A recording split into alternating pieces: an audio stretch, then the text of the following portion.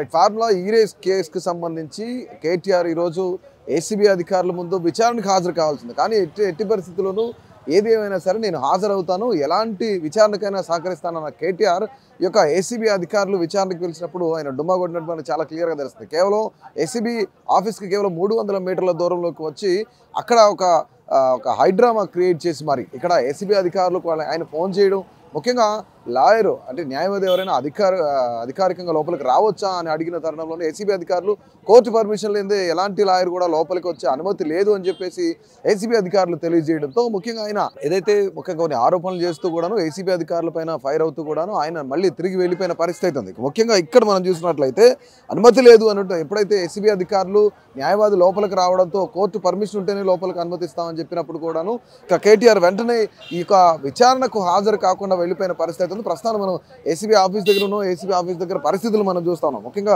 ACB అధికారులపై అలాగే CM Revanth Reddy పైన కూడాను ఆయన కొన్ని విమర్శలు చేశారు. ఇక మరికొద్దిసేపట్లోనే తెలంగాణ భవన్లో ఆయన అఫీషియల్గా ఒక ప్రెస్ మీట్ పెట్టనున్నారు. ఈ ప్రెస్ మీట్లో ముఖ్యంగా అసలు ఎందుకు హాజరు కాలేదు ఏంటి అనే దానిపైన కూడా ఒక స్టేట్మెంట్ ఇచ్చే అవకాశం ఉన్నట్లు తెలుస్తుంది. ముఖ్యంగా ఏసీబీ విచారణకు ఆయన సహకరించట్లేదని చెప్పేసి ఇప్పటికే ఏసీబీ అధికారులు కూడా చెప్పిన పరిస్థితి ఉంది.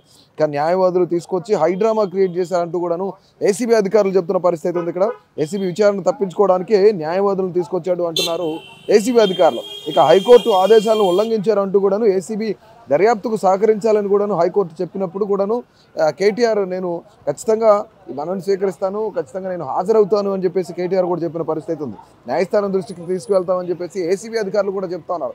ముఖ్యంగా మనం ఇప్పటికే చూసుకున్నట్లయితే తెలంగాణలో గత బీఆర్ఎస్ హయాంలో ఈ ఫార్ములా కేసు ఏదైతే రేస్ జరిగిందో ఫార్ములా 1 రేస్ జరిగిందో ఈ ఫార్ములా 1 రేస్కి సంబంధించి కేటీఆర్ ఇప్పటికే 55 కోట్ల రూపాయలు అంటే కేబినెట్ ఆమోదం కానీ ఆర్థిక శాఖ ఆమోదం కానీ లేకుండా ఆయన నిధులను ఒక ప్రైవేట్ కంపెనకి బదిలీ చేసినట్లుగా కూడాను ఎవరైతే ఐఏఎస్ అధికారి అరవింద్ కుమార్ ఉన్నాడో ఆయన చెప్పడం కూడా జరిగింది. ముఖ్యంగా ఈరోజు విచారణకు అరవింద్ కుమార్ కేటీఆర్తో పాటు A2గా A3గా ఉన్న అరవింద్ కుమార్ అలాగే బిఎల్ఎన్ రెడ్డి ఇద్దరు కూడాను ఎవరైతే నాటి హెచ్ఎండిఏ కార్యదర్శిగా ఉన్న ఐఏఎస్ ఆఫీసర్ ఎవరైతే ఉన్నారో అరవింద్ కుమార్ ఆయన కూడా హాజరు కావాల్సింది.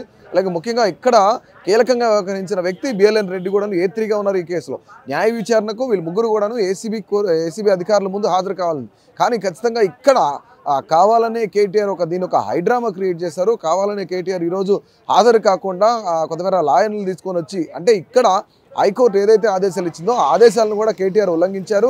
అందుకే న్యాయవాదులను కూడా తీసుకొని వచ్చి లోపలికి మేము వస్తానని ప్రయత్నం చేశారు. కానీ ఏసీబీ అధికారులు అంటే కేవలం 300 మీటర్లు ఇది చూస్తున్నాం మనం ఏదైతే బంజారా హిల్స్లో ఈ యొక్క ఏసీబీ ఆఫీస్ ఉందో ఏసీబీ ఆఫీస్కి అతి దగ్గరలో ఒక 300 మీటర్ల దూరంలోకి వచ్చి కేటీఆర్ ఒక హైడ్రామా క్రియేట్ చేశారని చెప్తా ఉన్నారు ఏసీబీ అధికారులు. ముఖ్యంగా ఇక్కడ ఏదేమైనా సరే కేటీఆర్ హాజరు కావాలి. కేటీఆర్తో పాటు A2గా A3గా ఉన్న బిఎల్ఎన్ రెడ్డి కానివ్వండి అలాగే ఎవరైతే అరవింద్ కుమార్ ఉన్నారో ఆయన కూడా హాజరు కావాల్సింది. ఎందుకంటే ముఖ్యంగా దాదాపుగా 55 కోట్ల రూపాయలు ప్రభుత్వ అనుమతి లేకుండానో లేదంటే ఆర్థిక శాఖ అనుమతి లేకుండానో అలాగే హెచ్ఎండిఏకి సంబంధించి ఎలాంటి క్యాబినెట్ ఆమోదం లేకుండా హెచ్ఎండిఏ నిధులన్నీ కూడాను ఒక ప్రైవేట్ కంపెనీకి ఆయన బదిలీ చేయించారు అని చెప్పేసి ఆ యొక్క నేపథ్యంలోనే ఆయన పైన అనేక ఆరోపణలు వచ్చినాయి. ఏసీబీ కూడా కేసు నమోదు చేసిన తరుణంలోనే హైకోర్టు కూడాను ఆయన ఏసీబీ ఎప్పుడు పిలిస్తే అప్పుడు విచారణకు హాజరు కావాలని చెప్పేసి కేటీఆర్కి చెప్పిన పరిస్థితి ఉంది. ముఖ్యంగా కేటీఆర్ ఈరోజు నేను పెద్ద ఎత్తున భారీ బందోబస్తు అటు బీఆర్ఎస్ నేతలు అలాగే పోలీసుల సమక్షంలోనే భారీ బందోబస్తు ఆయన ఏదైతే ఆయన సొంత నివాస స్వగృహం నుంచి తెలంగాణ భవన్కి వచ్చి తెలంగాణ భవన్ నుంచి ఏసీబీ ఆఫీస్కి రావాల్సింది. కానీ ఏసీబీ ఆఫీస్కి కేవలం ఒక అతి దగ్గర చేరువలోకి వచ్చి ఏసీబీ అధికారులకు ఫోన్ చేయడం అలాగే ఏసీబీ అధికారులు న్యాయవాదులను మేము ఎవరైతే ఉన్నారో వాళ్ళని లోపలికి అనుమతించాం, కోర్టు అనుమతి ఉంటేనే అనుమతిస్తామని చెప్పినప్పుడు కూడాను ఇదంతా ఒక హైడ్రామా క్రియేట్ అయినట్లు మనకు చాలా క్లియర్గా తెలుస్తుంది. ఎందుకంటే దీనికి కావాలనే విచారణకు హాజరు కాకుండానే కేటీఆర్ ఇవన్నీ చేస్తున్నారు అని చెప్పేసి ఇక్కడ ఏసీబీ అధికారులు కూడా చెప్తున్న పరిస్థితి ఉంది. ఓవరాల్గా అసలు ఈరోజు కేటీఆర్ మరికొద్దిసేపట్లోనే అఫీషియల్ ప్రెస్ మీట్ పెట్టున్నారు తెలంగాణ భవన్లో. అసలు హాజరు కాకపోవడానికి కారణం ఏంటి, ఎందుకు హాజరు కాలేదు, ఆయన చేసిన ఆరోపణలు ఏంటి, ఆయన ఏసీబీ మీద చేస్తున్న ఆరోపణలు ఏంటి అనేది కూడాను ప్రత్యేకంగా ఆయన మరికొద్దిసేపట్లోనే ఏదైతే తెలంగాణ భవన్లో ఒక అఫీషియల్ ప్రెస్ మీట్ పెట్టబోతా ఉన్నారు. ఆ ప్రెస్ మీట్లో ఎందుకు హాజరు కాలేదు, అసలు పరిస్థితి ఏంటి అనేది కూడా ఆయన వివరించే అవకాశం ఉన్నట్లు కూడా చాలా క్లియర్గా తెలుస్తుంది. ఇక ఎట్టి పరిస్థితుల్లోనూ తప్పు చేయనప్పుడు ఏసీబీ విచారణకు పిలిచినప్పుడు ఎందుకు కేటీఆర్ ఏసీబీ అధికారులు ముందుకు రాలేదు అని చెప్పేసి ఏసీబీ అధికారులు కూడా ప్రశ్నిస్తున్న పరిస్థితి ఉంది. మరోపక్క నుంచి కాంగ్రెస్ నేతలు కానివ్వండి, అలాగే ప్రభుత్వం కూడా కేటీఆర్ని ప్రశ్నిస్తున్న పరిస్థితి ఉంది. ఎందుకు తప్పు చేయనప్పుడు ఎందుకు భయపడుతున్నావు, ఎందుకు ఏసీబీ ముందు హాజరు కావట్లేదని చెప్పేసి ఇలా అనేకమైన ప్రశ్నలు అయితే ఎదురవుతున్నాయి. ప్రస్తుతానికి ఏసీబీ ఆఫీస్ ముందు అంతా కూడాను అక్కడ బీఆర్ఎస్ నేతలు ఎవరు ఏమీ రాలేదు.